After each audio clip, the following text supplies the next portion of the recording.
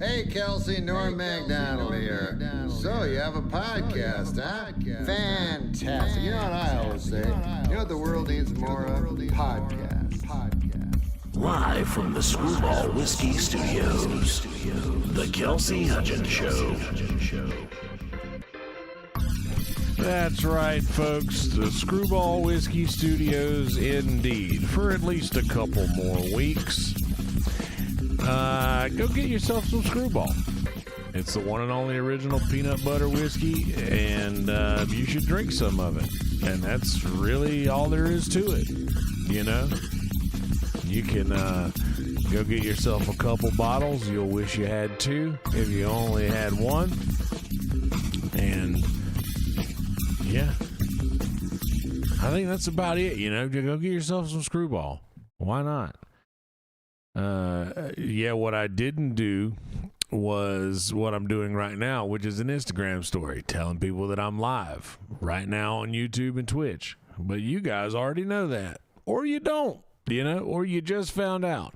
You're just now getting that notification on your phone and you're clicking it, you know? Yeah, you're doing one thing or the other. I'm not here to judge, but, you know, do what you're doing. And if you're watching this on my Instagram story right now, click the thing and click like and subscribe to the thing. You know, it don't cause no harm to do that. I don't be beating your doors down every single day with notifications and such. I'll only be releasing stuff here sporadically. You know, I'm not out here trying to rule the world. Everybody wants to, but I'm not necessarily trying to do it. Anyway, yeah. So, interesting developments in the world all around. I hope you all are out there having a good time. We have a slew of things that we're going to be hitting on today. Then, you know, I did this thing for a very long time, the podcast thing. And when I first got started doing the podcast, I would do this, and I would, before I got started, I would sit around and think, what do I want to talk about today? And I would have notes over to the side, and I would make a list of, like, I want to stay on topic, and I want to get the specific things that we want to talk about, and it would be over to the side of when I would just be talking to a camera by myself.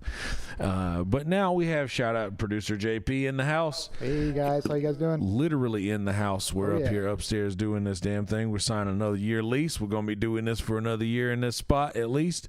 And but I got to where I felt like I was getting in the way of my brain when I was organizing it too much. And I wanted to have like a log of what my thoughts are and how I'm feeling about situations going on in my head in real time, and just a log of who I am and where I'm at mentally. So this is just kind of a nice middle ground of those two things that we're trying to work out here. I've gotten a lot of compliments on the upping of the production quality of this, which is all thanks to JP. And we're here doing the damn thing. I had before we get into all of this stuff, I'm going to do a little of my, I had a rough day yesterday.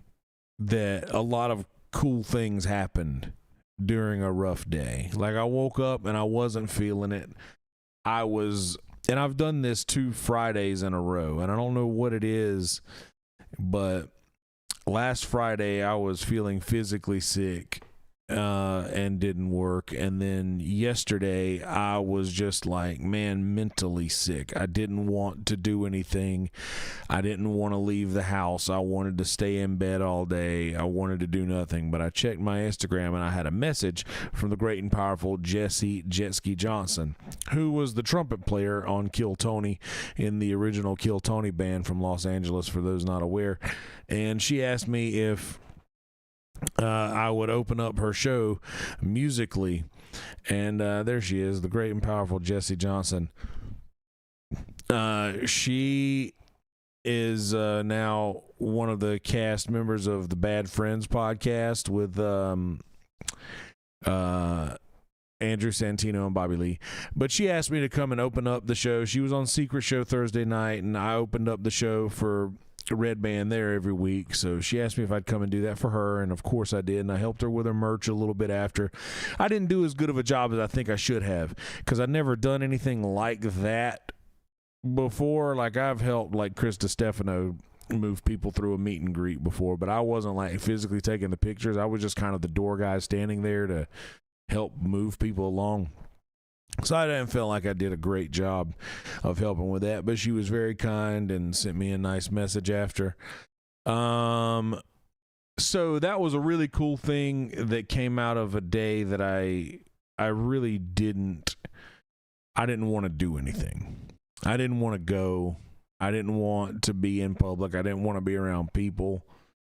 But I was scheduled to work, so I took my work shirt, and I was like wearing my normal stage attire, my white t-shirt, always with the white tee. And I was talking to my manager, and I was like, look, I'm so sorry, but I'm so out of it. I was trying to help the guys set up some things, but I'm just really not. I felt like I was in the way, and I've been feeling like that a lot lately. Like I'm just in the way. Like, just had a lot of other shit going on that I don't really want to get into.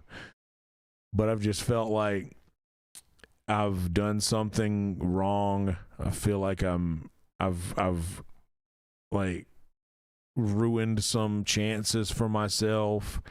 I don't know what I've done, but I feel like I've done something, and this is a familiar feeling. Like, I've always, even when I was young, I would just feel like I'd done something that, you know, I don't know. Just, it's been a weird headspace for me.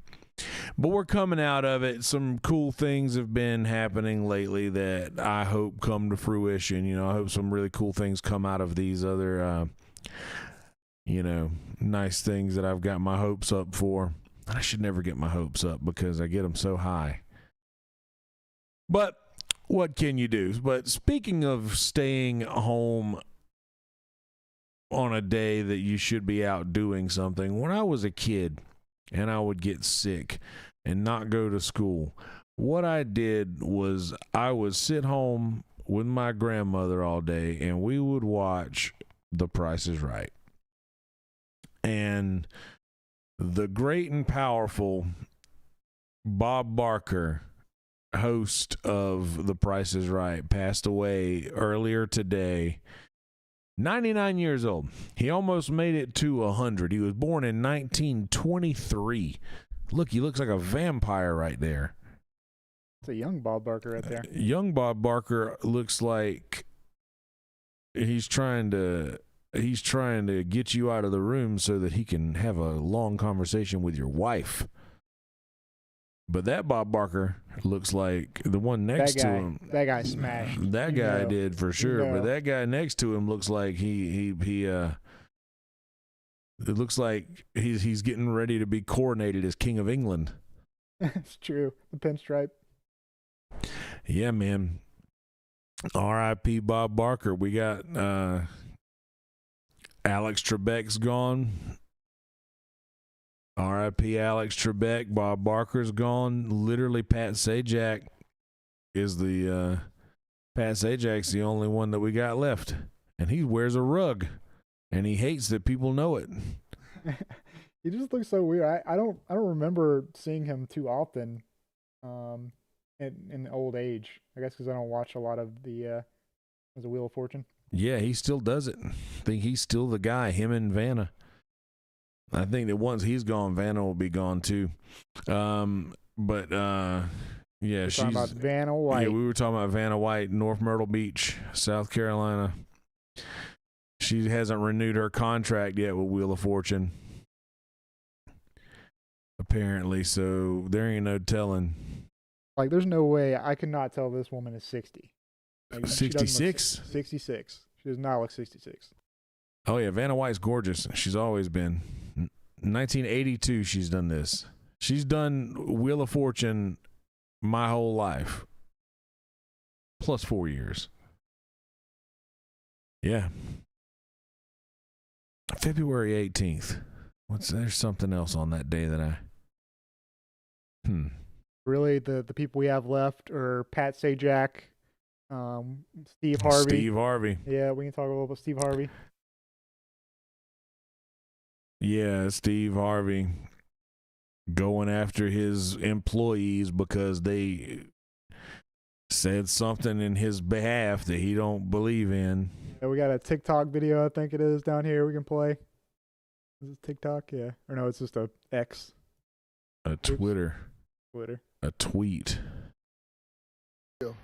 I came down here to get away, get in some nature, do some fishing. That's right. Somebody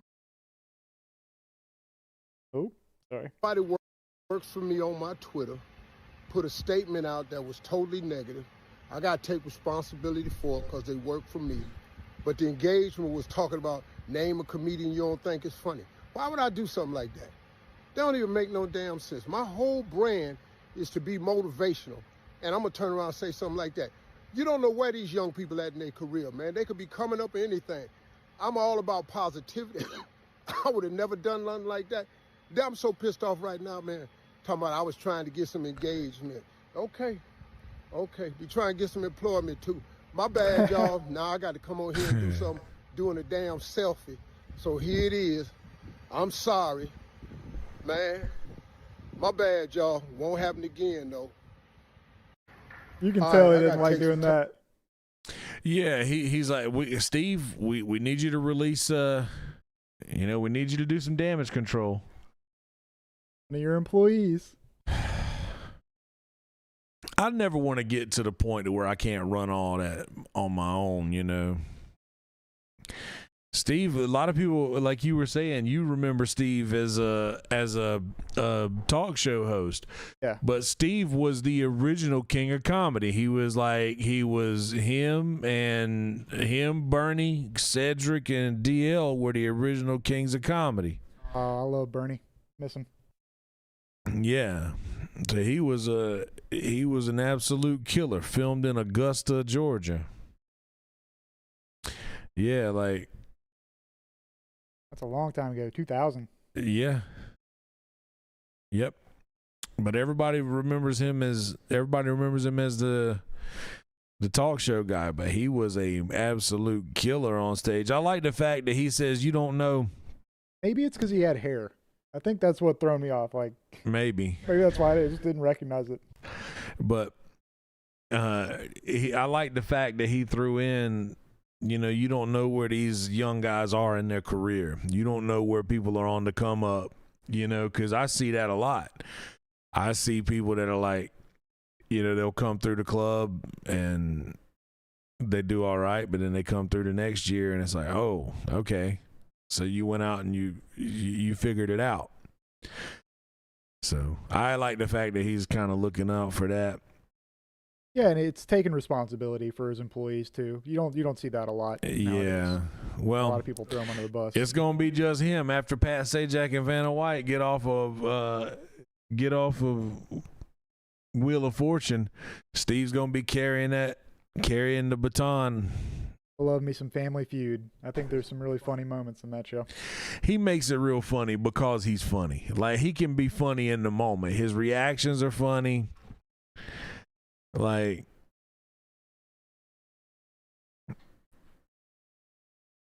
yeah, his reactions are funny. Just like the way that he does like crowd work during the show, kind of like on the people is really, really good. I'm sure he has notes and everything like that, but some of those things just seem like in the moment of him talking. So I think that like, if you got a brain like he's got, sometimes that stuff might get in the way of your genius. It's true. Hell yeah, Steve Harvey carrying it on. R.I.P. Bob Barker. Rest in peace to the great and powerful Bob Barker. Oh, forgot about Drew Carey. Yeah, he's the last one. We got three of them. Yeah. Sajak, Drew Carey, and Harvey. Yeah, Drew Carey still. I like Drew Carey better from Whose Line Is It Anyway? Yeah, me too. Before that other guy took over. He was the best. That was my Whose Line Is It Anyway host. He was the best. Yeah, Drew Carey. That's wild to think like the next generation is going to be remembering these people like we don't even, like I remember Art Linkletter from Kids Say the Darndest Things, but then it was Bill Cosby. Yeah, Bill Cosby did the Kids Say the Darndest Things for a while, but I feel like Jeff Foxworthy kind of fell in that role too with like, are you smarter than a fifth grader? Are kind of you deal. smarter than a fifth? Yeah, that was, he could have done good at that. I like the fact that, like, you know what, you a comedian that, you know, needs to carry on your career a little bit better? Yeah, why don't we give you a little, why don't we just give you a show? A game show to do. But anyway, rest in peace to Bob Barker. Bob Barker, Alex Trebek, rest in peace, guys. R.I.P. to Alex Trebek, the great and powerful. Yeah, I was a big Jeopardy guy. My family didn't like Jeopardy because they were more Wheel of Fortune. We had those little Wheel of Fortune video games, like a little individual, like you could play a little Wheel of Fortune. Yeah, like handheld Video game. We had like several of them. Like we would just play with each other in the room. Like my family would play all these games like that. But good memories. Yeah, good memories. What we got next on the docket there? Oh boy! Speaking of old folks leaving us, good Lord, 90-plus-year-old folks. This little old lady. There's some question marks surrounding this. Yeah, this was in Kansas, and we'll get into the video where they talked about her daughter was running a local news station, and apparently she was investigating the police. The police did a unlawful kind of search of her home because she thought that she was storing all the information and the evidence at her grandmother's place. We'll watch the video that she captured on her camera at her house when these police did their investigation. Yeah. Let's see that. Don't you touch any of that stuff. This is my house. I know. You're wasting your breath.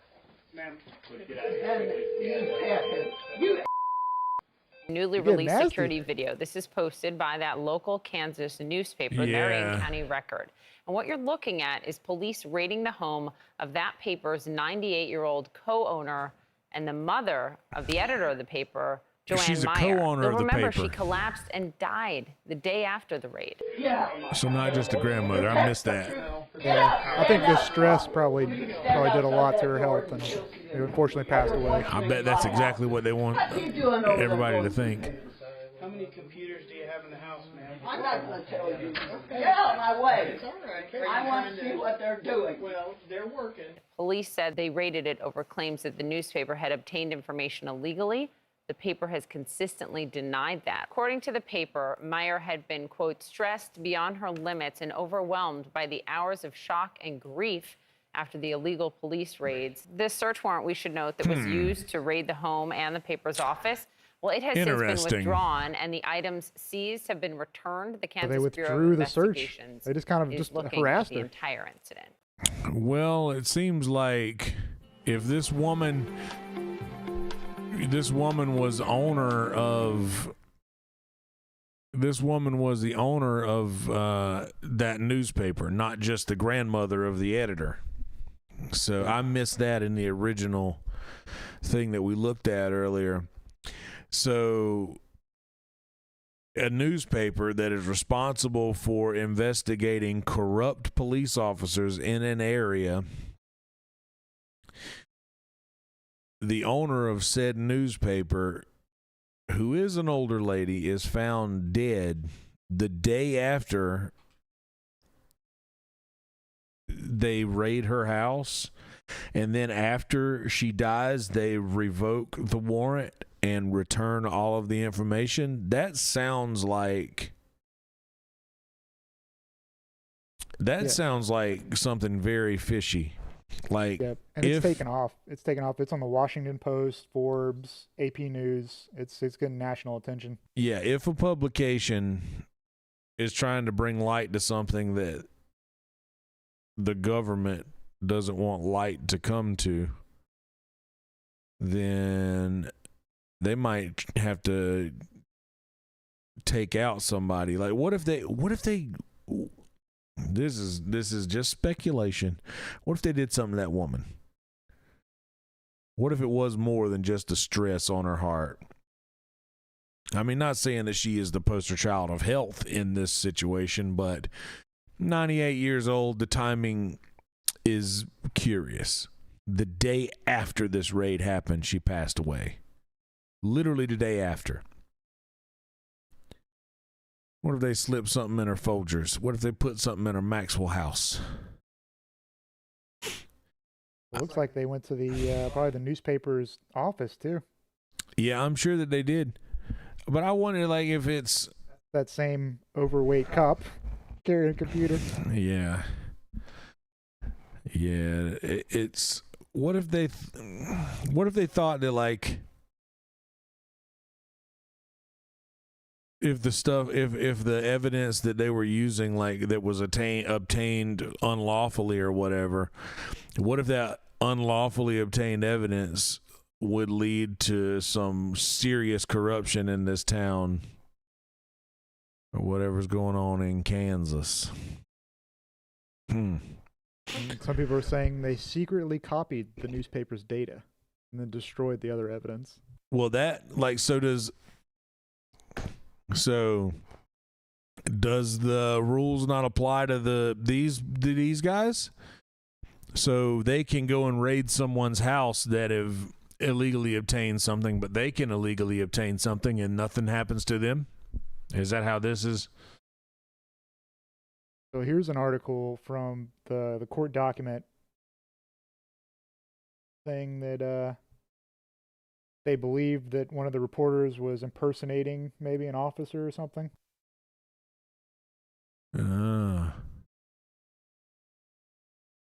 But blah, blah, blah. There wasn't enough evidence. Huh. See, I don't know about all that stuff. I don't know what any of this. This is maddening. See, this is why I stay away from the news. Everybody just, they just want to infuriate people. Because people will share information that infuriates them so much quicker than they will share good news. So they just keep putting this stuff out here that just, like, makes people mad. We want to talk about cops behaving good too. Yeah, you know what? If those cops are being bad, let's talk about good cops. Want to talk about a little bit about this guy? So this fella's going through it. All right, this guy, and man, I'm a single guy, and I won't be forever. One day I'll find me a lady that will be worthy of carrying my children in her belly and birthing them. But I don't think I know her yet, and I think that I'm quite all right with.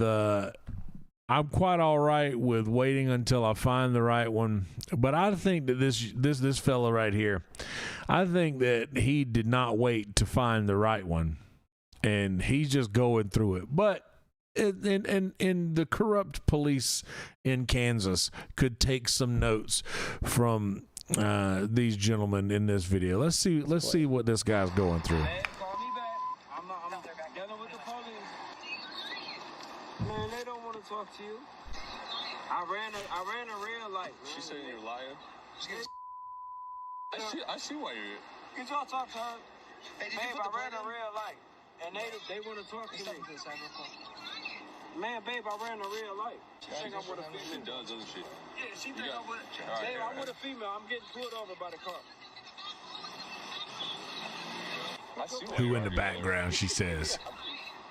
Babe, all right, I'm right. FaceTime her real quick. I'll let you FaceTime her. Oh, he said he gonna let me FaceTime you. I'm arguing with you and on some bullshit. Look, I don't think this can't be a female. Oh, Lord. I don't think that's a female. No, I'm a female? Hey, you trying to get me taken to jail. I mean, what's wrong with you? Couples counseling, Toledo, Ohio. Hang on now. She knows now. I don't want to talk to her anymore. I don't want to talk to her no more either. Attention. All right, you kill somebody. All right. You have a good night. They let him go. So here's the funny thing. Here's what could have happened. So he's got enough problems for that. Either that dude got a history of screwing around and she's trying to call him out, or yeah, that's somebody said, really, I thought it was Warren Sapp on the phone at first. That's hilarious. Yeah, you can tell because boy, if you only see a picture of the face, like if the lowest thing on the camera you can see is a chin, you know that she don't want you to see the rest. She don't want you to see nothing else. Yeah, we thought that was a rare insult, like the guy said. That was funny. Warren Sapp. Yeah, that's pretty good. And then somebody else said something tell me she's not faithful, so she could be projecting. That could be what's going on here. But either way, it's nice to see, like, I got pulled over the other day on the way to Sunset, and yeah, I got just a warning. That's hilarious, dude. She looked like a big old girl on that phone there, and he probably just on his way back from somebody he just got done hooking up with because he had to go home to her. That's why he ran that red light. That's why he's running that red light. He already running behind. He already late. He's like, where are you? Oh, I'm just in the street getting something real quick and running red lights. Yeah. I'll be home. But good on the police for letting this guy go and getting punished at home by his girl. Yeah, good on those cops for being not racist. Unlike the people who say that a blind woman has to get off the bus because her guide dog is black. This is another story that had some kind of funny connotation. Like, imagine being blind and the bus driver is like, you can't come on, guide dogs aren't black, and you just there like, what the fuck is black? You're blind. Like, and that can be true. That's just like, that's somebody. See, I hate it that people get in a position to where they can have a little sliver of power. So they're always like overextending themselves and they're going a little too far. Because don't nobody need to be bothering this blind woman, because then that's made up. Guide dogs can't be black. Is there truth to that? There's no truth. That's a Labrador. You can have all sorts of guide dogs. There's training. Yeah, there's no way that's a true thing.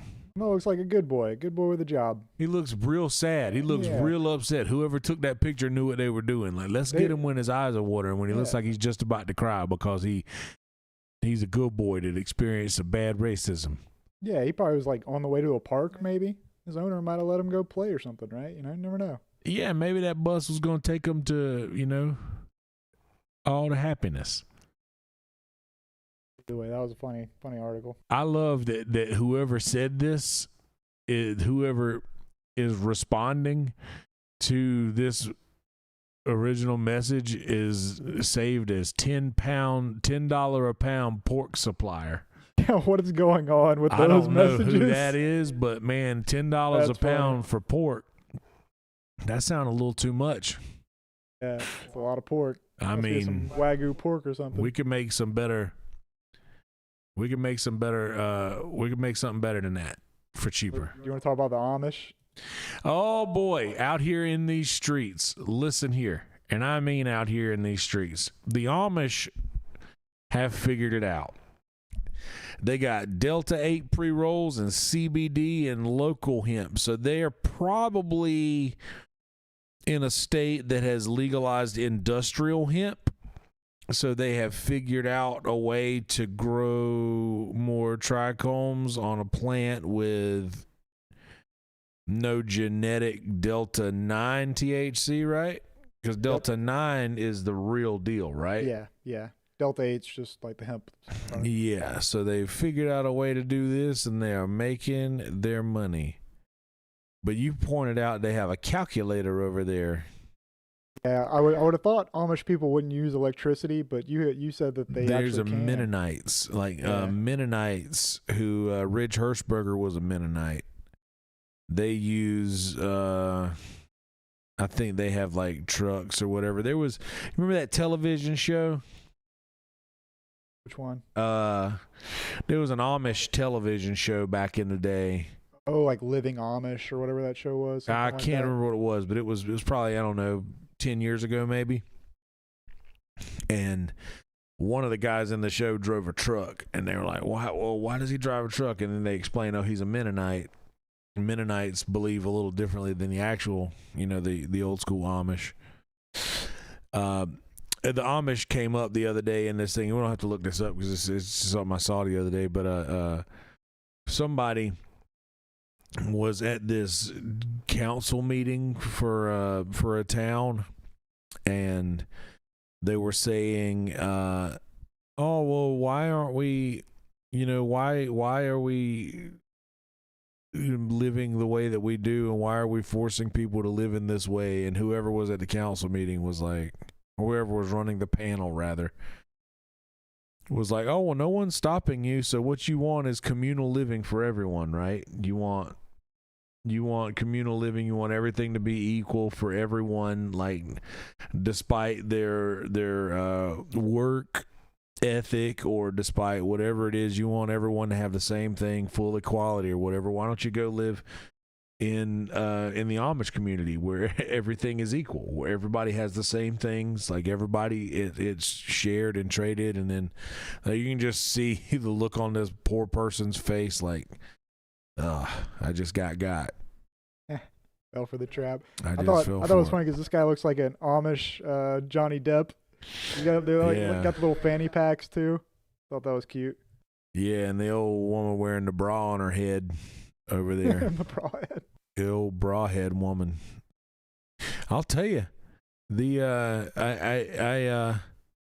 might, I could collect an Amish woman, an Amish woman one day. Super trad. Yeah, that's like one day we could get an Amish woman out of what she goes on a Rumspringa. Do women go on Rumspringa, or is that just the men that do that?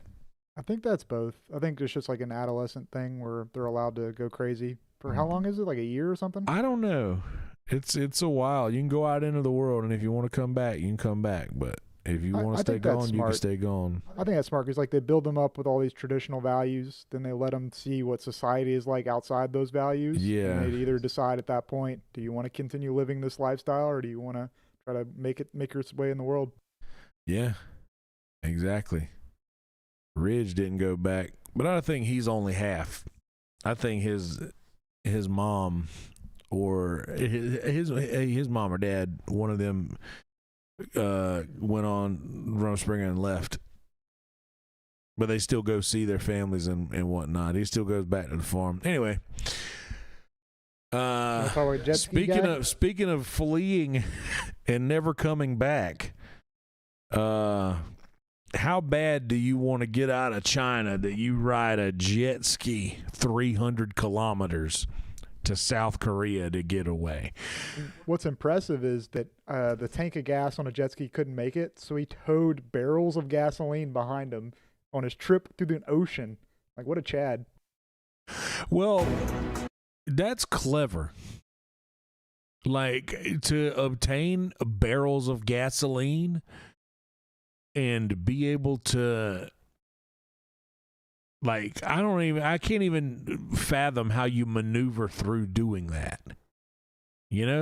How do you get the barrel to float in the water properly, to crack it open and get gas out of it and then into the jet ski? Like, there has to be a lot of spillage going on there. There has to be, like, it's impressive that the guy got out, but man,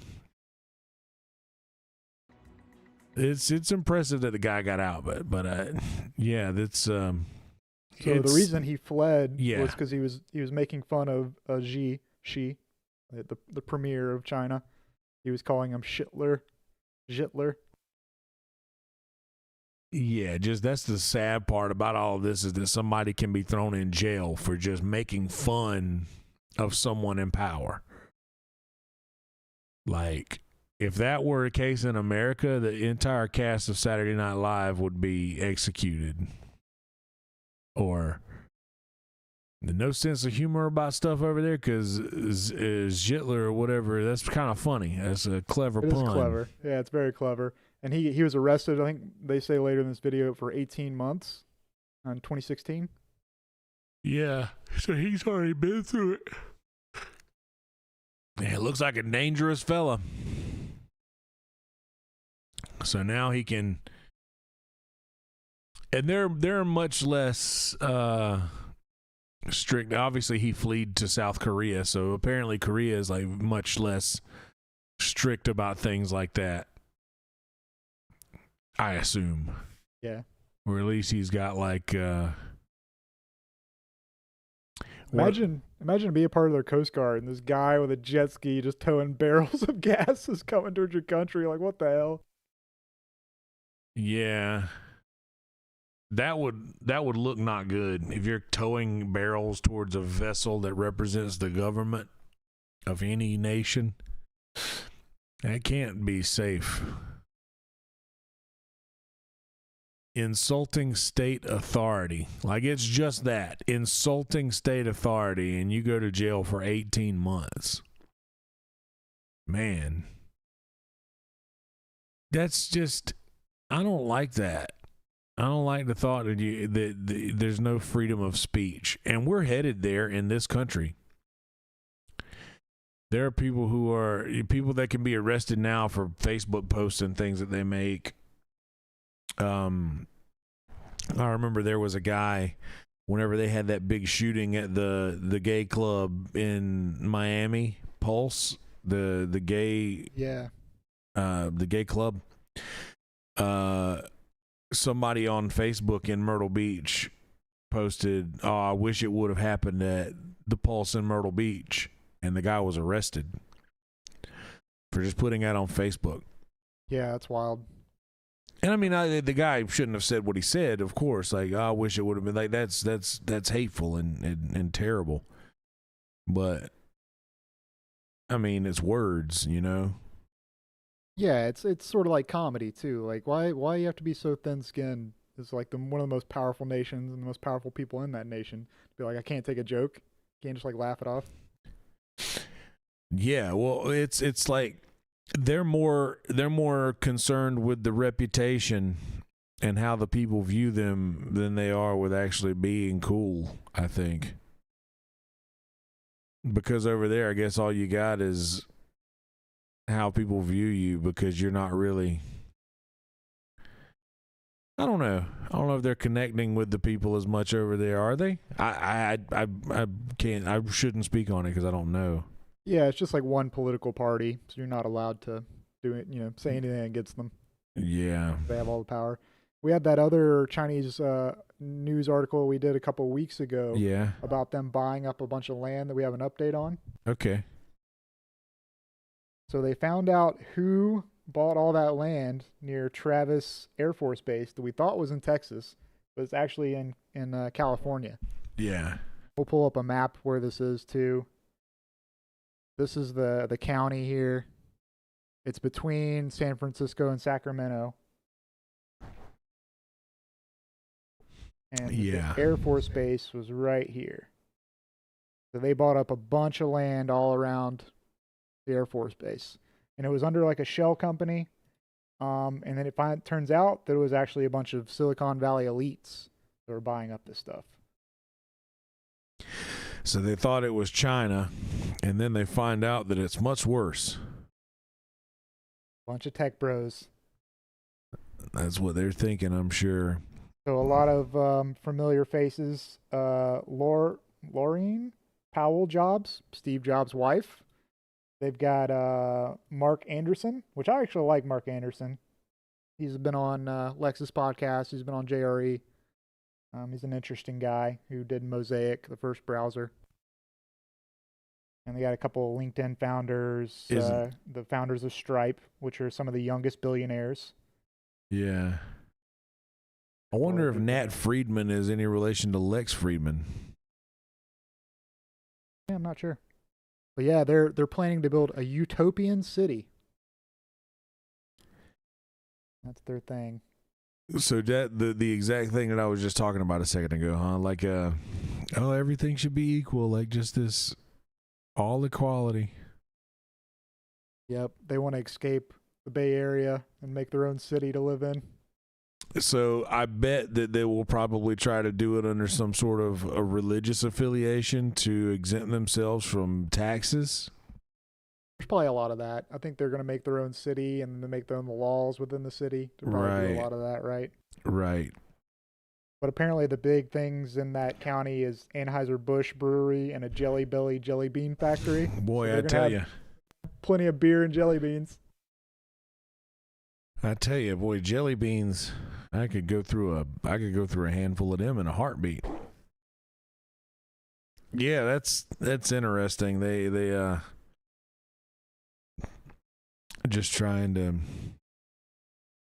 everything that I see, I'm just thinking that they're just trying to get out from under paying something.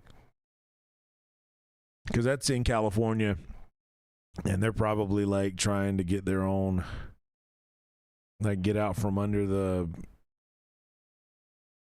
umbrella of whatever is making everybody leave California. Because most Silicon Valley people moved here, right? A good bit. I mean, a lot of people moved to Idaho from California and stuff like that. Idaho. Too. There's a big in Idaho? Yep, or land value during COVID, right? COVID was the great migration of people out of California. Yeah. Yeah, well, what can you do? Yeah, they spent $800 million buying up a bunch of land. Haven't even built the city yet. Well, that kind of leads to the next point that this is what I want to spend most of the time in this one talking about. This was the only big point that I was going to try to make. So it has been brought to the attention of a lot of Methodist churches. The little backstory: I grew up in church. I grew up in a Methodist church called Shiloh United Methodist in Bennettsville, South Carolina.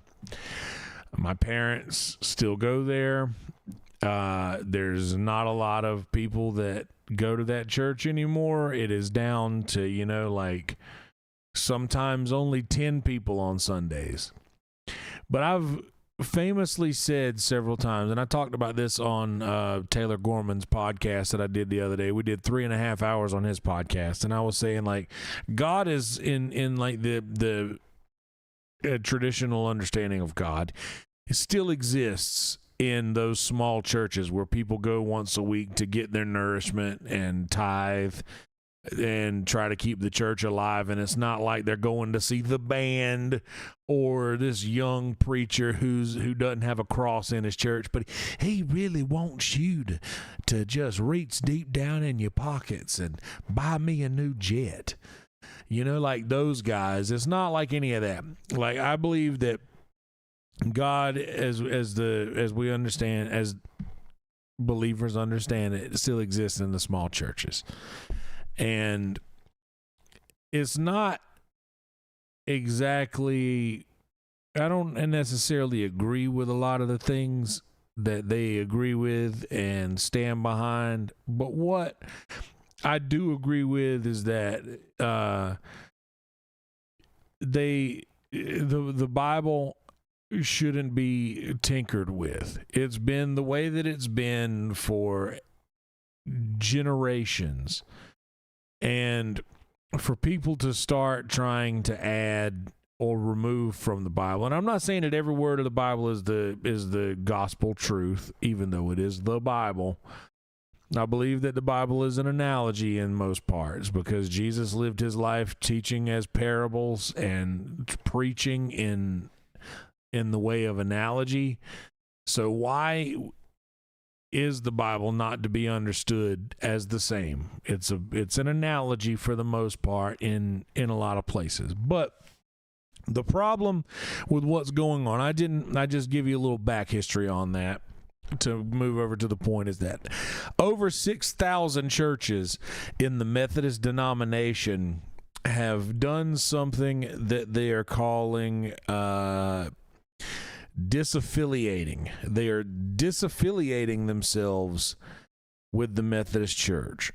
So what disaffiliation means is that a clause was added to basically, for lack of a better term, the Methodist Constitution.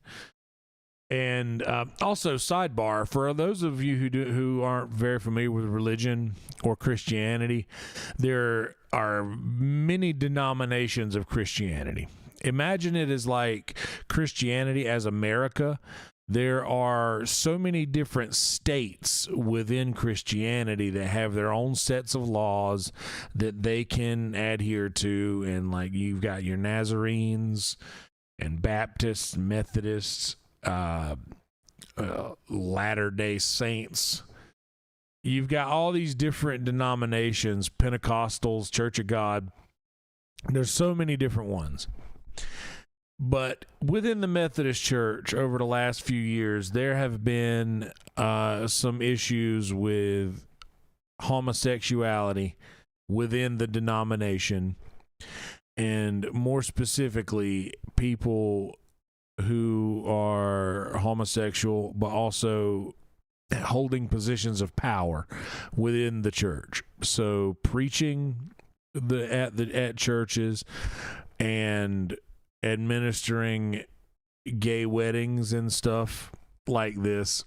And a lot of churches have decided that they don't want to be part of the Methodist denomination anymore if they're going to be doing what a lot of people believe to be something against the Bible. And here is where I stand on that. And I was talking to my stepmom about this a little bit earlier. It's not exactly that anybody has a problem. Like it's nobody really has a problem with if people want to be married to someone of the same gender, or nobody has a problem with this. That's everybody, that's up to each person's prerogative. That's up to their decision to make. That's up to them. And that's totally acceptable. What the problem, I think, is the fact that a lot of the people who are standing up for this sort of acceptance within the Methodist Church are trying to cite the Bible when they are saying, God's doors are open to all people, or God's love belongs to every person on earth, which is absolutely true. The only issue is that people are being raised their whole life hearing these things out of the Bible, and then they're trying to say, oh no, the Bible actually says something else that you've been misunderstanding this whole time. So it's tinkering with what is inevitably the Word of God. That is a big no-no in the Bible. One of the things that I've read the whole book. One of the biggest things that the Bible says is that nothing should be added nor taken away from this message, basically. And that is said several times throughout the Bible. And I don't want to make this all about this thing. That is all basically just backstory to tell you what this rift has uncovered. So within the Methodist Church, all of these people that have been running it for all these years have been trying to keep quiet the fact that the Methodist Church owns the land and the building that each of these churches are built on. So the tithes that people have been giving hasn't necessarily And I mean, some of it does go to where we looked earlier. They do a lot of missionary work in places like Africa. And there's a lot of things that they do good with the money that they get. But one of the things that they do is it's just like you have to pay the tithes or you're no longer part of the denomination. So you can't be a church no more. We're no longer under your wing if you don't pay your dues or whatever. So it's almost like a mob mentality that the church has taken, to where they're trying to force these very small rural churches, and a lot of these over 6,000 churches that have left the Methodist denomination, a lot of these are in rural areas. And look, I'm as forward thinking as the next person, and I'm way far more forward thinking than most people who sound like I sound or are from where I'm from. But you can't just force people who are just like a lot of old people are in these churches. You can't force them to believe something or change their ways after 60, 70 years of believing a certain way. It's not going to happen. And to expect it to happen is just foolish. And to be upset that you expected it to happen and it didn't come to fruition is even more foolish, I believe. So my issue with this is that there are churches very much like my parents' church that are, and feel how you feel about it. Like and this is what all the people say, I have a lot of gay friends. I have a lot of gay friends. And I love those people to death. Like, absolutely. Like, I mean, like, I would do anything for these people. Well, not anything. I'm not gay. But seriously. It's these small churches that don't have the means to pay 10% of their land. Like they have to 10% of the cost of their land, 10% of the cost of their building, and a lot of money, like a lot of tithe money, would have to go into pretty much disassociating yourself with the Methodist Church. And these small churches don't have this kind of money. So what it is doing, and like, man, feel how you feel about this, but these people believe this spiritually. And a spiritual belief is a strong belief. And if you've never grown up in church or never experienced anything like that, people that believe things very like spiritual things believe them tenfold than the way other people believe things. Because there's more at stake in their mind and their understanding and what they've been taught about the afterlife and such. So there's more at stake in their belief system here. So it's very hard to get people to believe differently than they've been believing their whole lives.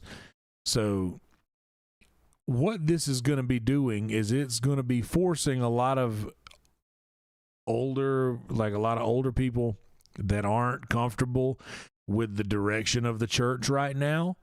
It's going to force them to either leave their church that they've possibly been a member of for 50 plus years, or give it over to what the United Methodist Church is going to become, which is the global Methodist congregation.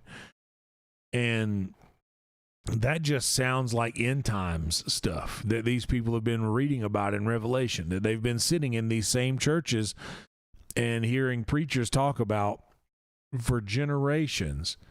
They've been hearing about the churches that are like adopting things like this. Is like an end times thing for a lot of people, and they believe it strongly. And if these churches can't afford to remove themselves from under the Methodist wing, then they're going to have to be put in a situation to where they have to, come to terms with what they're believing. or, you know, they're not going to change how they feel. But it's just, it seems like you always look at things like this and you don't think that it exists in the small level of where, like the church that my folks go to.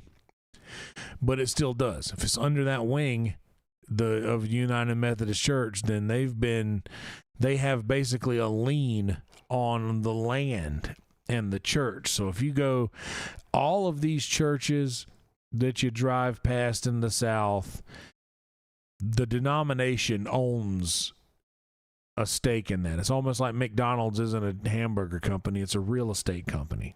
Yeah, franchises. They don't care anything. You can franchise out this name, but we want the land under your store. That's what these churches are doing, and it is a very or this denomination rather. It's very slimy. They don't have to pay the property tax. Exactly. They don't have to pay the property tax. That's left up to the congregation of that church. Yeah, and the tax man, the IRS, isn't going to tax your church. Exactly. It's a nonprofit, so they don't charge you your property tax. But it seems like the United Methodist Church wants their money of the land value back into their church, which seems kind of sleazy. Yes, that it just doesn't seem right. It's like, all right, if you want to get out, you're going to have to pay me. You got to pay me to get. You can't just leave. There's no strings attached. I don't agree with this. You know, we're just going to go our own way. We're gonna keep doing things our way, and we're not gonna, you know, fall under the changes that you're making in this. The only cool thing, and I guess it kind of cancels itself out because of the means in which you have to do it, was that they did add a clause in their little constitution that if you wanted to get out of this, then here's the way to do it. But it's going to cost, like, a small church that has maybe 10,000 or 10 members is going to cost them like 10 regulars every Sunday. It's going to cost them upwards of $20,000 to get out from under that. And that doesn't sound like a lot of money, but for a tiny church that only has like 10 poor people that come there to get the word of God, then they're not out here to watch the band or see Joel Osteen. You know, they're there for God. They don't. That's the building my grandparents met in. Gordon and Mabel Hudgins met in that building, like in that church. There are church members whose family members are buried in the cemetery at that church that are still there and are going to remain there. And if the land gets bought out, or if the land gets seized, that's the really sleazy part, was that you can't just walk away. You can't just say, okay, no, we're not Shiloh Methodist Church anymore, we're Shiloh Country Church or something. You can't just say that, because the Methodist Church is like, oh no, well, we own you. You have to. It's very much like strong-arming mob mentality of this thing. And man, I gotta be honest, and I'm very, very vocal about how I feel. Like, I like God, I like the devil, I like all of these. I like spirituality, I like that. I'm very much a fan of that stuff. But I don't think that this comes from God. Like, I don't think, like, if they want to stand as representatives of God on earth, this isn't what he would want. Boy, I wish there were a way we could ask Jesus himself how he would feel about this. That brings us to our next segment. We probably might start. Whoa, we can ask Jesus? There is a new website called talktohim.org, and it's the most up-to-date machine learning model of Jesus's writing, and Bible verses, and you can ask him questions. So I've put in, and it'll speak to you, text-to-speech. So I'll unmute it, and we can listen to it. It's got some nice little comforting music, background music there. I've just put in that we're going to call ourselves the Methodist Church, and here's what Jesus had to say. The Methodist Church, a wonderful community of believers. How may I assist you, my friend? Do we want to ask him the hard questions?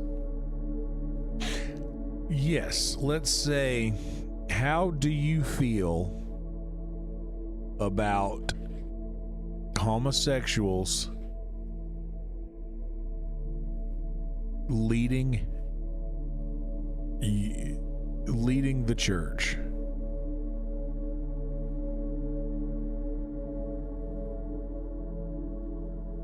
In my view, all individuals, regardless of their sexual orientation, are deserving of love, acceptance, and the opportunity to serve in the church. It is not for me to judge, but to embrace and guide all who seek a relationship with God. So it's a little, we have to maybe ask more. Okay.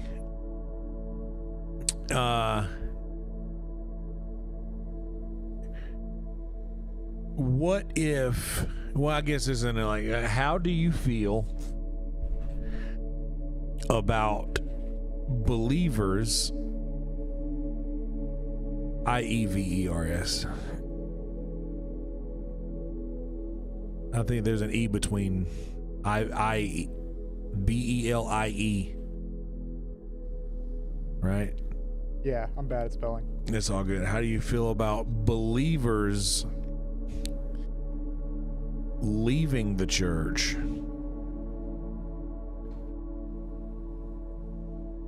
due to homosexuals in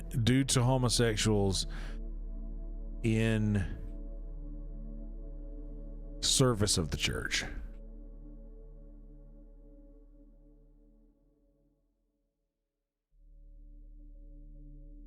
I understand that people may have differing opinions and beliefs, which can sometimes lead them to make choices such as leaving the church. However, I encourage unity, love, and acceptance within the church community, embracing all believers regardless of their sexual orientation. It is my hope that through open dialogue and understanding, we can find common ground and continue to grow together in faith.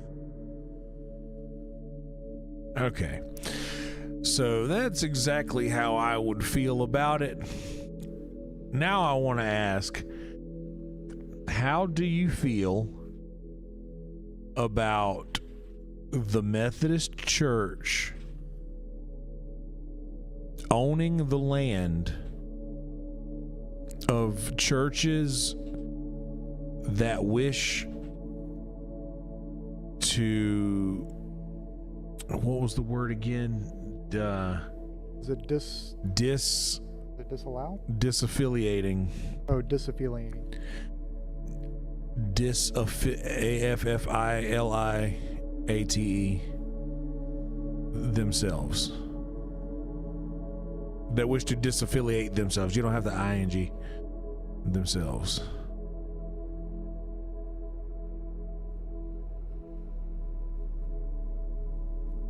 As Jesus, I believe in the importance of unity and love within the church.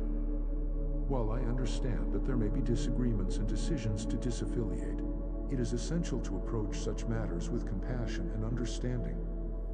The ownership of church property should be handled with fairness and respect for the wishes of those involved, seeking a resolution that upholds the principles of love and unity. Amen. Yeah, I mean, should we ask him to bless those that wish to disaffiliate? How about what advice would you give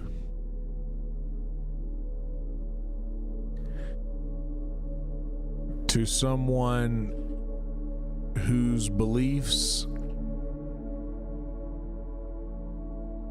SE? It's all good.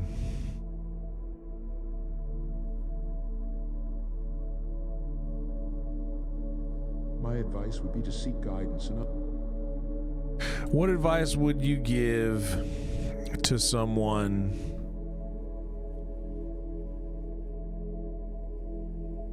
wait, how was I wording it before? What advice would you give to someone who's someone HOSE beliefs IEFS are being challenged after generations. What advice would you give to someone whose beliefs are being challenged after generations of following the traditions of the Bible? Yeah.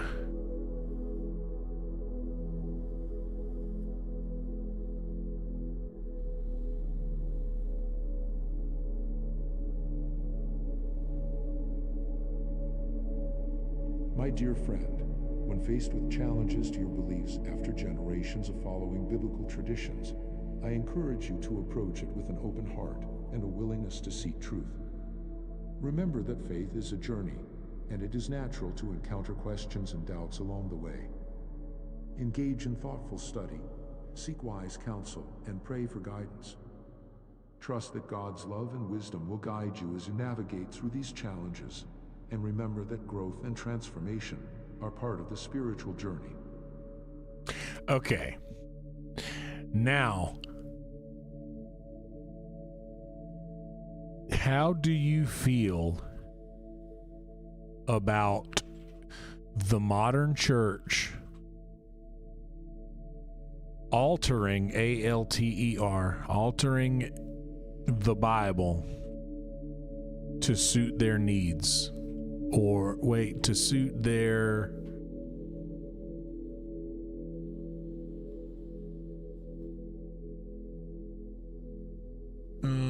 what's the right word for that? How do you feel about the modern church altering the Bible to suit their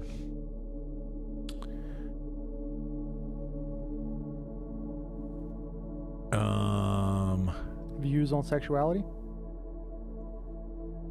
Sure, let's go with that.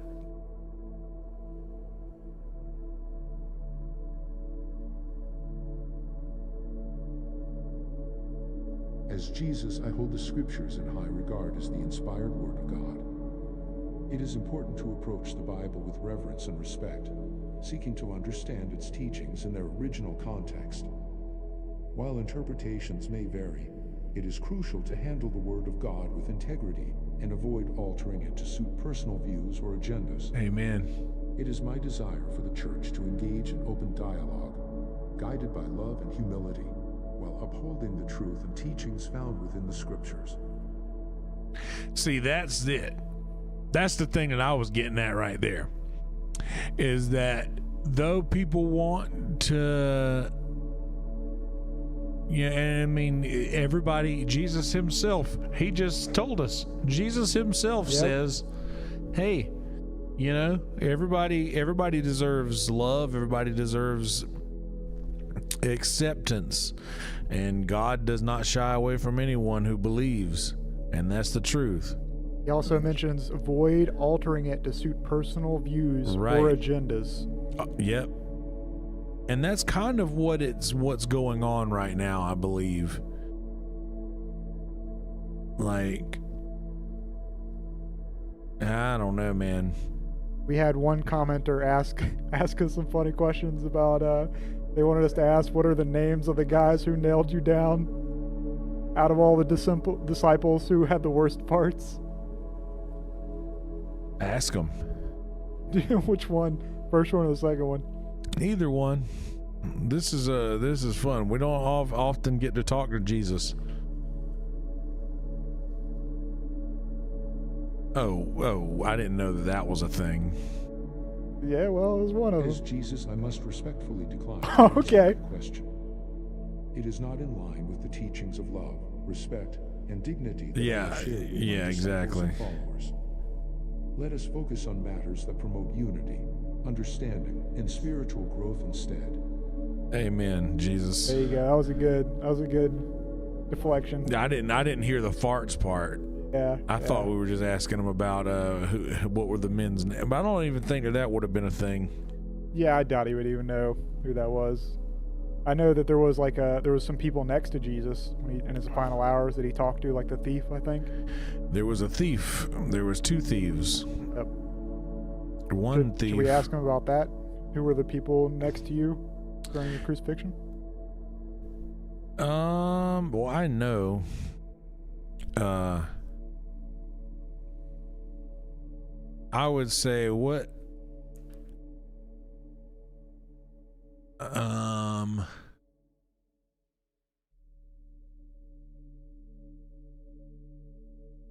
What are fuck, I don't know. I know there was one thief who said, if you're Jesus, the Son of God, then then take us down off of these crosses and get us out of here. And the other guy's like, dude, if you believe anything like that, what is the importance of the story of the thief crucified next to you?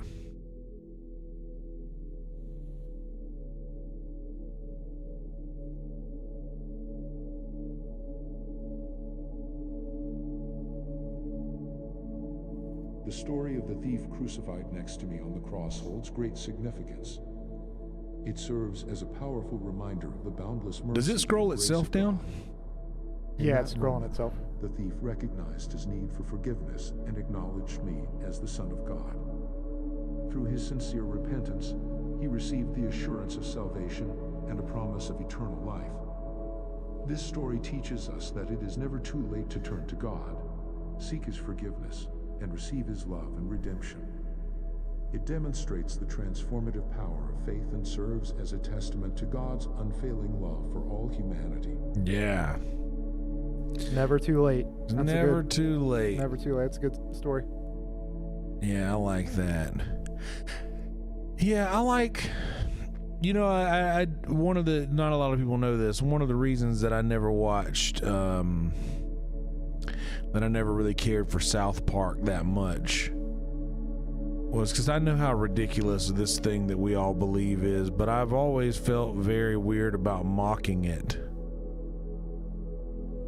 Like, I've always felt very strange about that in a disrespectful way like that. I think the program handled that question that was sort of like mocking, right? The mocking question pretty well too. I think that was pretty interesting. Yeah. But yeah, apparently this machine learning model was trained on the Bible and Jesus' teachings, and you can talk to it. So it's talktohim.org. It's really interesting. Interesting. Well, there we have it. There we have it. So, yeah, that was my main. That was my main thing. If I would have done this the old school way, I would have talked probably an hour on just that, and this would have been like I would have gotten very, very biblical about it. But I think it would be cool if we did 5-10 minutes each episode with this and ask it questions, and you can come up with prompts. Yeah, maybe if whatever we're talking about in the episode leans to it. Or, I don't mean this. I mean the church story, like the thing about the whole. Yeah. Like, I don't mean this specifically. Like, this is almost a mockery in a way. Like, I wonder. I guess you and I probably have a little differing views on that, but I understand where you're coming from. Yeah, it's a little blasphemy, but I don't know that it's. I don't know. This is the thing that's like more bothersome to me, though, is that there are people who have taken over the church that are more interested in money and things like that, and they know that there's not a lot of money, and they know that there's not a lot of money in taking the opposing side of whatever is going on right now in the world as far as all of this goes. But that's enough of that. So the guy that did the song that we talked about last week. Yes, we talked about this last week. We talked about this guy, Oliver Anthony, who recorded this song and everybody is trying to make it very much politically divisive, when I don't necessarily know if what he's talking about in the song, other than that, I wish politicians would look out for minors, not just some minors on an island somewhere. I think other than that, I don't know that he necessarily gets too awfully political in this, but man, everybody seems to be using this song. Either the right wings are using it to say, here, look, this is how the people feel, or the left wing folks are saying like, oh, well, look at how ignorant all these guys are, and they're just like this right wing anthem that's been released, which is not about one side or the other, more so that it's about people who aren't being spoken up for. And that's just a pitiful thing. It's a pitiful thing. He doesn't want to be put in a political box. Like that's another thing too, that I, as a writer or an artist, you know, your heart's going to go out to a lot of different people that have differing beliefs than you, just because you're an empath. And to be an artist or a writer like this, I think you have to have a little empathy in you to be able to write like that for that many people who he speaks up for in this song. So you're not going to want to divide your potential audience in this way. But the way that everybody else is trying to do it or play it is they're trying to make it like this guy's writing an anthem for the right wingers, and it's not what's happening. Yeah, see, you don't like the fact that they're using this song as, he don't want to put down, like, he doesn't want people to be able to pin him down as to his political beliefs, because he doesn't think that's important. Which I think that's the last thing you should know about somebody, is their political beliefs. I don't think that anybody should know anybody else's political beliefs. I believe that if somebody knows how you feel politically, then it's almost like you've failed. Like that's because people shouldn't know that. Politics, religion, and money, the things that you shouldn't talk about with people, because everybody has a high regard on what they feel about it, and it means a lot to them. I think there was a lot of liberal articles that came out and took this context, just this context. It didn't show anything else. Yeah. So they kind of latched onto this as saying, oh, he's not talking about Joe Biden, he's talking about Republicans or something, right? It misses the context of he's talking about all politicians. Yeah, well, he's not. This song has nothing to do with Joe Biden. It's a lot bigger than Joe Biden. Like, that's meaning that this is like the whole political construct, not just one person, or not just them, but definitely them. Like, not just the people on that stage, but definitely them. Like, just, it's not like he's saying that one side is greater than the other. He's saying that they're all basically terrible. And like, and what he says right there is that people just want to ride the attention of the song.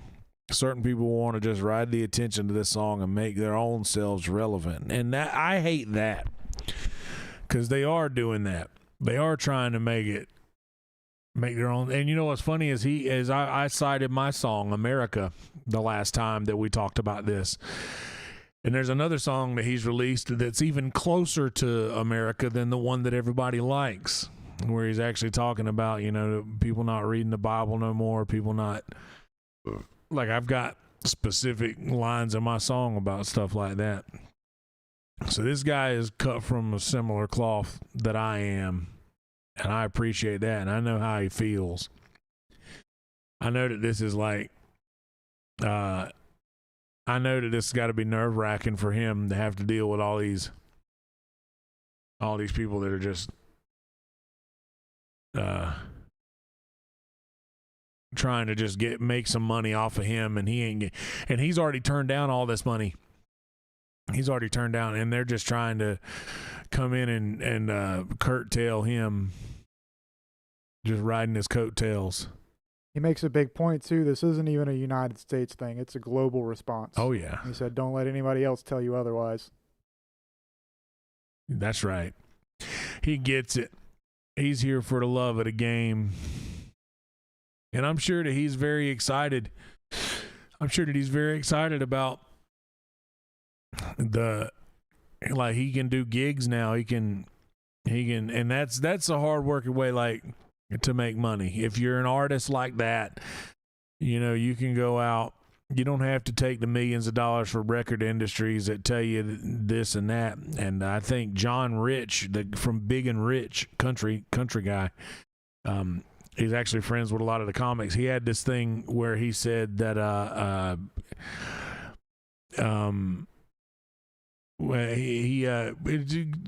add Oliver Anthony to that search. Well, no, like to this search, like John Rich, and then say Oliver. Yeah. Search that, and he tweeted this thing about. Tweeted Bob Barker. Look at that. Oh, of course he did. Which one is it? It's he tweeted this thing about the funny thing is that all of these record labels are trying. I can paraphrase it. All these record labels are trying to buy all this money, like give him all this money for these songs. But if he were in one of those record labels, they would have never released that song. So it's pretty funny, and this was that's way back. That's in the it's way back. I didn't see the. Yeah, but that's basically what he was saying is that if Oliver Anthony would have had a record deal with these people that are trying to give him all this money now, that they would have never let him release that song. So it's kind of funny. Do we want to check that video? Let's see that. See what he says there. Slams record labels trying to sign Oliver Anthony. That's exactly what it is. Is at it again and speaking out, sharing exactly what he thinks. And we want to know exactly what y'all think after you hear what John had to say about this. Yeah. Now, this time, John Rich is standing up for Oliver Anthony. And as we all know, Oliver Anthony has captured the hearts of so many after sharing his off-the-charts viral hit, Rich Men North of Richmond, which is a song that Oliver sings and delivers with such conviction, touching folks to their core throughout this country who are dealing with difficult times and the many struggles that have made their way into their homes. And since Rich Men North of Richmond has made such a connection with folks, and on top of that, Oliver Anthony is such a talented artist, the major record labels have now attempted to swoop in and grab Anthony for several $1 million, offering several deals to the independent artist, which Oliver Anthony himself has already mentioned that he is in no rush to move forward with these kind of opportunities, and might I add that he has already turned down an $8 million industry offer. There is no doubt that Anthony is a superstar, but the industry seems like a place that Oliver does not have much interest in at this time. And John Rich believes that had he were signed to a label, then we all may have never even had the chance to hear Rich Men North of Richmond. That's right. That's what he was saying. Just yesterday, John Rich turned to X, which used to be Twitter, where he shared all the major record labels That's what I was talking about there. Are falling over themselves to lure Oliver Anthony. The irony is, if he would have signed to a label when he wrote this song, none of us would have ever heard it. His song fried their brains. Their greed is overriding their wokeness. That's the line. Which, again, their greed is overriding their wokeness. Against the state of the country and its leaders, along with That's being the line noted I was trying as to find. the blue-collar anthem, even. So with all of that, what we have seen in the past with Aldine, just recently with Try That in a Small Town, I'm going to ask for you guys to head down to the comments and let us know if you agree with Rich. Would the labels have kept the world from hearing Oliver Anthony's Rich Men North of Richmond had he been signed to a label prior to the release of the song? As always, guys, thank you all for tuning in here to Country I still Cast. don't like that other Try That in a Small Town shit. I don't like that song. That's really bad. Do you remember that Bo Burnham Netflix or that thing with the country music? Do you want to listen to that one real quick? Because I thought that was Cold Beer. Yeah, let's listen to that. Yeah, because this is what people hate about country the most: how inauthentic it is. Well, yeah, it's just it's a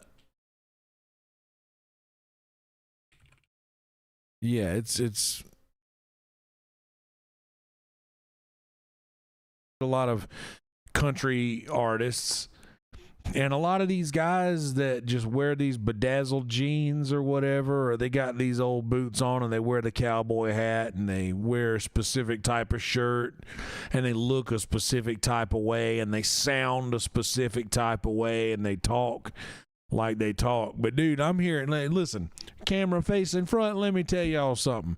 This is what country people look like. This is it. All this mess out here where they want you to wear the boots. They want you to. I wear flip-flops if I feel like it. Like I don't like everybody's, oh, well, you don't look country. Well, guess what? You don't know what country looks like because I'm from the country. So everything I look like is what country looks like. Like they don't understand that. And I used to do this so many times where it was like I played in this old the band called the Winchesters.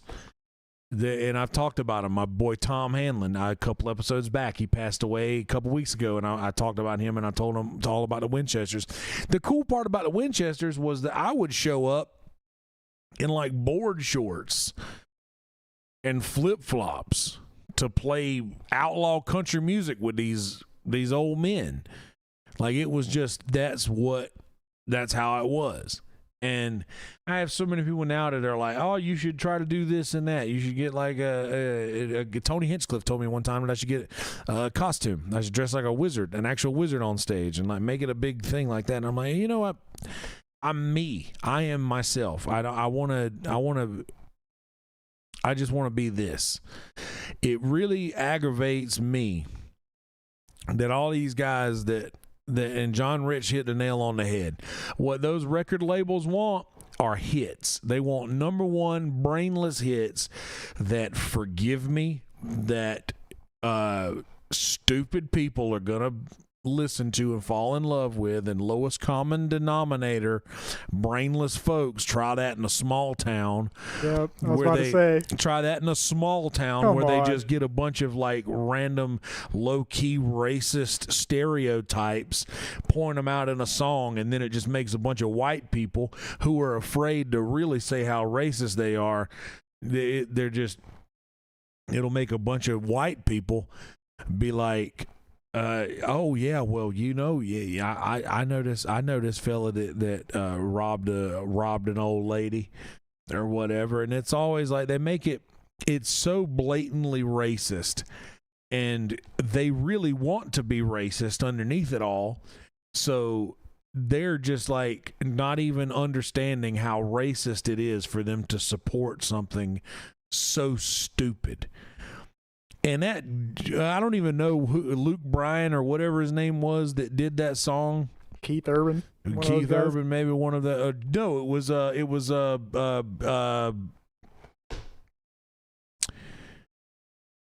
can't even remember the guy's name. I don't care. But either way, it was like he didn't even write the song. Yeah, he didn't even write the song. So basically, he's just like one of these record label shills that all they want to do. And one thing I will say about those types of people, those are the types of people who have money and will spend money. Those are the types of people that have money and spend it. Especially, they'll go buy tickets. They'll go They'll go spend money on tickets at shows, and they'll spend money on records and stuff. They won't just listen to it on Spotify. They'll buy merch. They'll buy CDs. They'll buy stuff. They'll go to concerts. That's one. They big will go thing. to concerts. Yeah, that's one big thing. The country music people don't understand is it's big money. It's huge money. Huge money. You wonder why Nelly did a country song with Tim McGraw, because he wanted to get in on some of that money. You wonder why John Bon Jovi and Bon Jovi released a country album, or the Eagles released a country album. All of these artists are just doing that. And what I think is funny, Taylor Swift did it backwards. She did the country stuff first. She released a bunch of country, a couple country albums, a bunch of country hits that she wrote. She was at 15 years old. She was writing better songs than 99.9% of the country of country music, like fan base, or the people making country music. She was writing better songs at 15 years old than any of these guys were. And now she's moved away from it because she don't need it anymore. Now she's a pop star. She don't need the country music umbrella anymore. So I think she even transcended pop too. She's more like an Americana she's voice, kind of like an Elvis. Well, I wouldn't call her Americana just because I'm like devoutly familiar with the genre. Yeah. But what she is because all Elvis was a pop star. He was the first like real big pop star, and that's what Taylor Swift is. She's pop. She's very popular. Some people say that she has that like the Americana type vibe though, kind of like with Elvis, where everybody kind of I guess it's synonym for American music. Yeah. See, I know that, but I have Americana as like, Americana is like a specific genre of like a there's like Americana awards. It's like people like Ray Wiley Hubbard, and honestly, that kind of brings up the next thing that I want to talk about, because we're going to wrap this thing up. I need to run the HEB before they close at 11.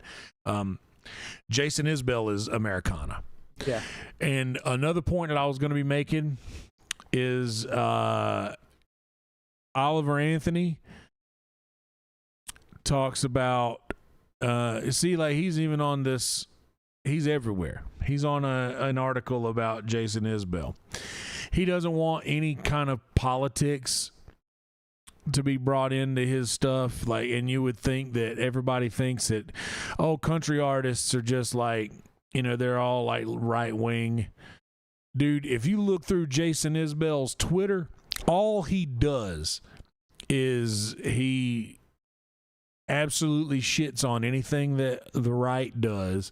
He is as left wing as you can get. He is literally like, he is holding the torch in Southern voices for like equality and all of these pride, all of these different things. Like, he is all about it.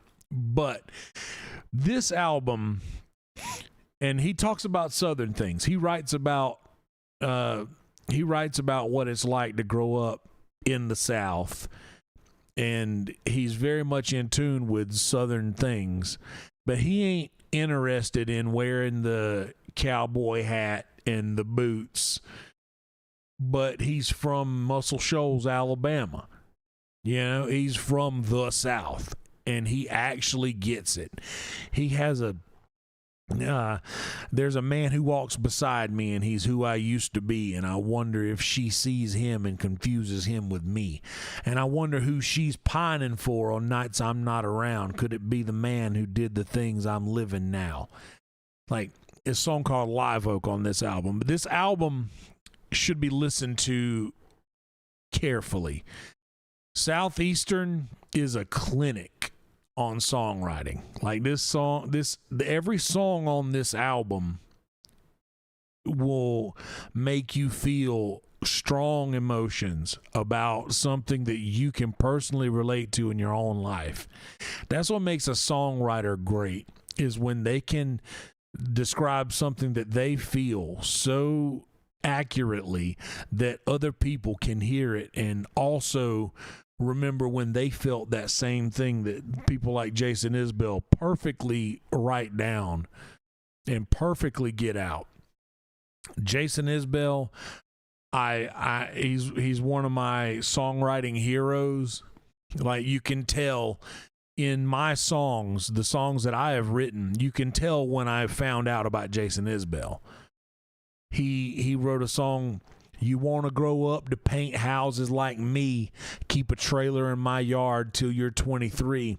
You want to feel old after 42 years, keep on dropping that hammer and grinding the gears. I used to go out in a Mustang, 302 Mach 1 in green, till me and your mama made you in the back, and I sold it to buy her a ring." You feel that? That was intense. "And I learned not to say much and nothing. I figured you'd already know. So in case you don't, or maybe you forgot, I'll lay it out real nice and slow. Don't call what you're wearing an outfit. Don't ever say your car is broke. Don't sing with a fake British accent, 'cause a Southern man tells better jokes. Have fun and stay clear of the needle. Call home on your sister's birthday. Don't tell them you're bigger than Jesus, and don't give it away." Like, he talks about real stuff. Where it's like 5 years in the same flooring foundry, and they call it industrial park. I worked hospital maintenance through tech school just to memorize Frigidaire parts. That's amazing. And then I got to missing your mama, and I got to missing you too, so I went back to paint for my old man, and I guess that's what I'll always do. So he's just talking about, like, the sacrifices that real people make in real rural life that not a lot of other people know about. Don't call what you're wearing an outfit, or don't act like our family's a joke. Like, and that's not on this album. It's just a song that he wrote. That's his songwriting style. That song's called Outfit. That's actually a Drive-By Truckers song that Jason Isbell wrote. And he was with the Drive-By Truckers for a very long time, and he got sober. He's one of my inspirations to get sober. Oh, I didn't know that. Yeah. That's impressive. He was one of my inspirations to, like, stop drinking. Like, the song on this album was recorded by a guy named Morgan Wallen, and the only reason I know that guy's name is because he recorded a version of "Cover Me Up," which was the hit off of this album, where he goes, "A heart on the run keeps a hand on the gun and can't trust anyone. And I was so sure that what I needed was more, I tried to shoot out the sun. The days when we raged, we flew off the page. Such damage was done. But I made it through because somebody knew that I was meant for someone." And just like, "Girl, leave your boots by the bed. We ain't leaving this room till someone needs medical help or the magnolias bloom. Like, it's cold in this house and I ain't going out to chop wood." Like, man, that's such a line. It's cold in this house, and I ain't going out to chop wood. We're going to keep each other warm here. Like, "Cover Me Up" was so good. But he did this thing where he says, "Put your faith to the test when I tore off your dress in Richmond all high. But I sobered up, and I swore off that stuff forever this time." I get a lump in the back of my throat every time I say that, because that's the line that made me realize, like, I sobered up and I swore off that stuff forever this time. And the old lover scene, and I thought it would be me who helped him get home. But home was a dream, one that I had never seen until you came along. It's just, he has such a specific way of connecting with the listener that really isn't appreciated in the way that it should be. And his album after this, The Nashville Sound, was very good. The Nashville Sound was a very good record. And he's got another album that's coming out very soon.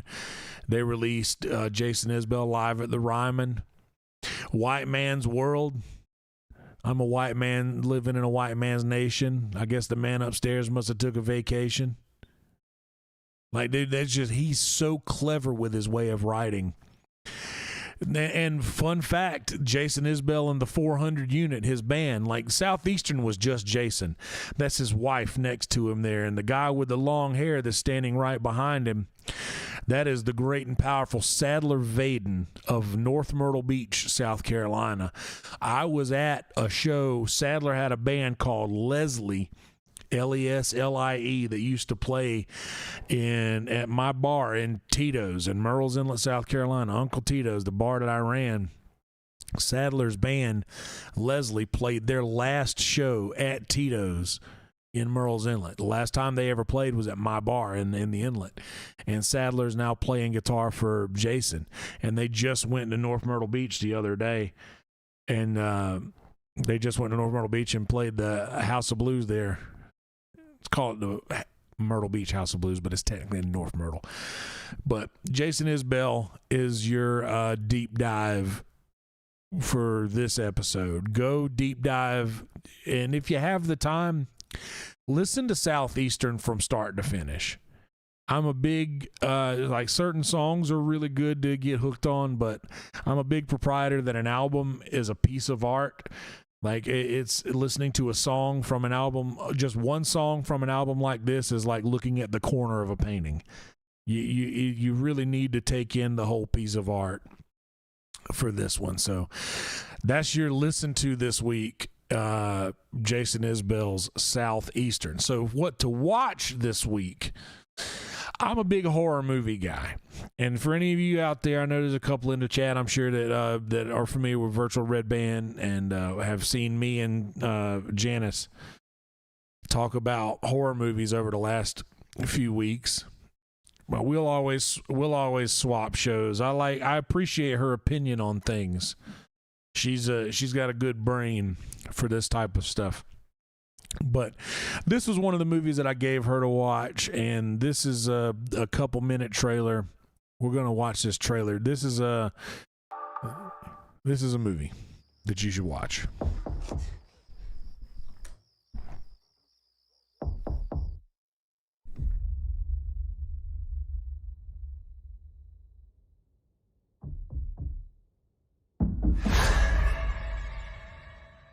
It's okay. It was just a bad dream.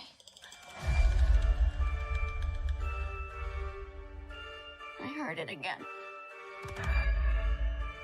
No more nightmares tonight. Okay, champ? Daddy! This is getting ridiculous. This is an old house. There's bound to be bumps in the night.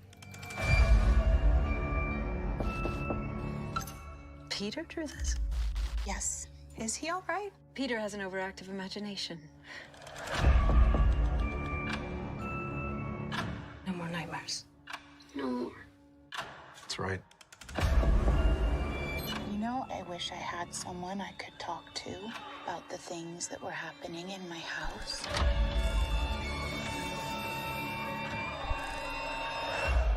Mom?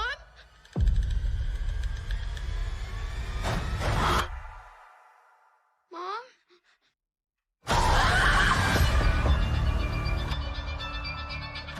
Peter, sometimes you have to make hard decisions to protect your family. What is that? The banging.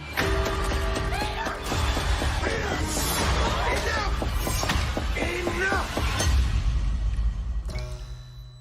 You don't hear anything, Peter.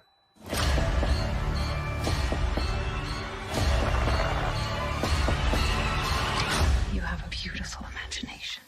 It's going to get you into trouble one day.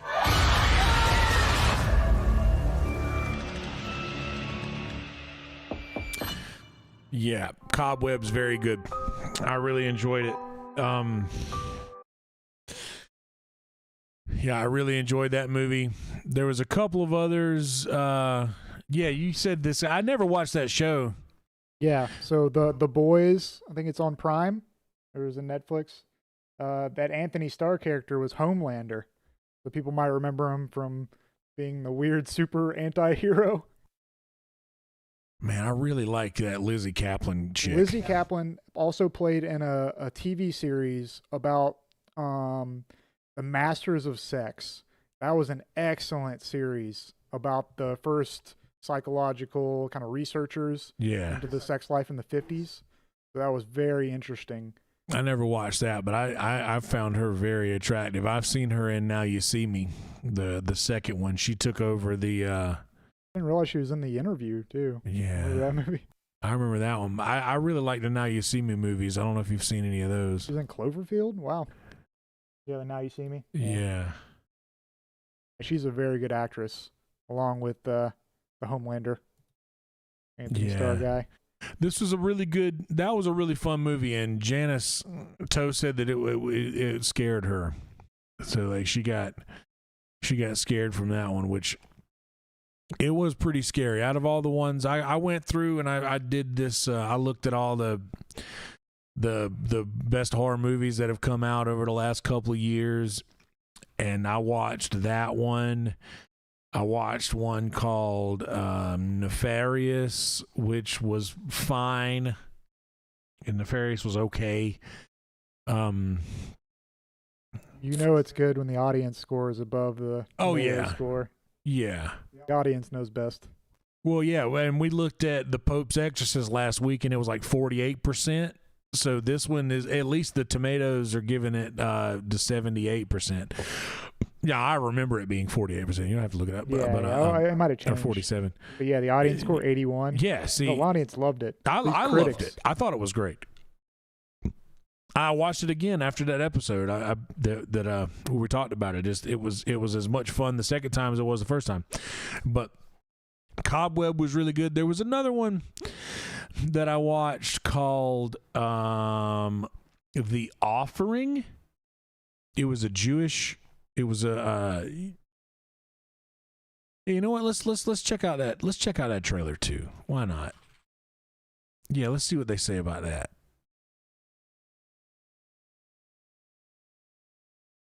On the tomatoes. Okay, so this was like the reviews got good, but the audience wasn't too happy with it. We'll watch the trailer if you want. I enjoyed it. I don't know what's real anymore. I know I made a terrible mistake.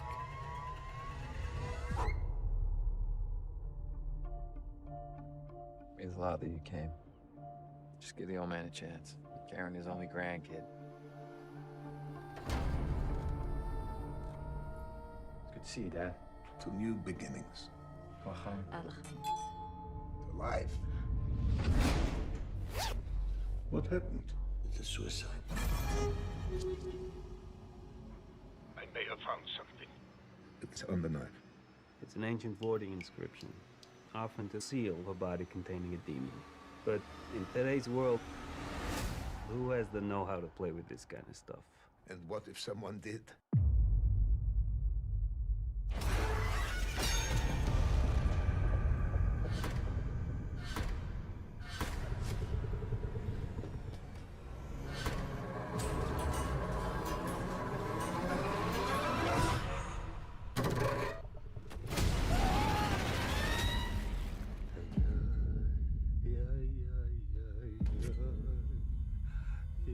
What is this thing? Bringer of misery, taker of children. It'll make you see things, feel things that aren't real. Whatever it takes to get what it wants. A child inside that sigil.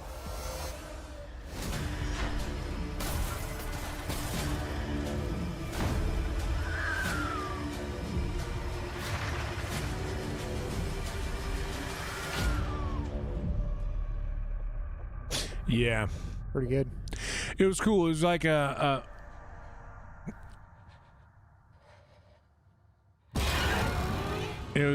was like a Jewish kid that goes out in the world and like kind of goes away from his family stuff and then comes back. And then there's another one we can save. I don't know, we've given this one and the other one. I don't know how to say the name. It's called The Bone Woman, but it's Huesera. That movie was that was a good movie. That's the one that Toe, super high rating. Yeah, that's the one that Toe told me to watch. It's full on subtitled, so it's not an English movie, but it was very. I enjoyed that one a lot, and I kind of like subtitle movies because they make you look at them. They kind of make you pay attention. Yeah. So this one was very good. I've been on a big horror movie kick. You know, the Halloween season is creeping up on us, and I'm just getting an early start on my content. We were looking up the guy that directed Cobweb, or the producers of Cobweb were talking about how horror movies kind of forces people to go to the theater. So that makes me happy. He produced The Departed, The Ring, The Barbarian. He's the that executive company, I think. I forgot what it's called. But yeah, that's Vertigo. But I like the fact that, like, he's saying that horror movies will make people go to the theater because it has to be like a group watch experience for the most part. So I like that. And Lionsgate, they always do pretty well. Like Lionsgate kind of holds a certain amount of clout. He founded Vertigo, the company. It does produce credits and Vertigo is very good. He did Elf, the Lego movies. Yep. Elf was so good, such a good movie. Well, I like that. So, yeah, those are going to be. Cobweb is the one that's, I think, the best option if you're going to choose one movie out of the ones that I've mentioned. Cobweb's good. I got The Offering coming in a close second. And Huesera, that movie was very good. That one was very good as well. But I really enjoyed Cobweb. So go check that one out and listen to your Jason Isbell Southeastern album. I know we've been going for almost 2 hours. Yep, this is a long one. Episode. This was a long one. So yeah, watch those movies, listen to Southeastern. I'm going to go grab some last minute grocery things, little breakfast items tonight, and I'm going to make another breakfast. And the Patreon. I've been releasing all of my Secret Show sets on Patreon. If I don't get a video of it, I still record audio. So I've got the audio recording of last week's episode I published last night, and then I also published the video of this past week's opening, and I got a little closer camera angle, so a little bit better quality of a video there. Yeah, so check that out. Patreon, Yonder Wizard, patreon.com/Yonder Wizard, ZZERD, or if you want to just go to my Instagram, everything is in the bio in there. Subscribe to everything. The YouTube, I release content on all of these platforms, and sometimes it's not the same content on each platform, so be part of all of them if you're interested at that level. And listen to my music on Spotify, Kelsey Hudgins, also in the description, I think, of this video right now. And Lord have mercy, are we grateful for producer JP over here making this stuff go real cool for us all. This is all like very good. JP, you got anything to plug? No, just like and subscribe. Hopefully we can keep cranking out content. You don't want them to follow your fast canoer? You don't want anybody to know who you are? No, I'll probably start posting more stuff. We can edit that out. Yeah, and I might create another show with some other people. Yeah. So we'll see. Hell yeah. Well, roll tide and be good people. That's all I got.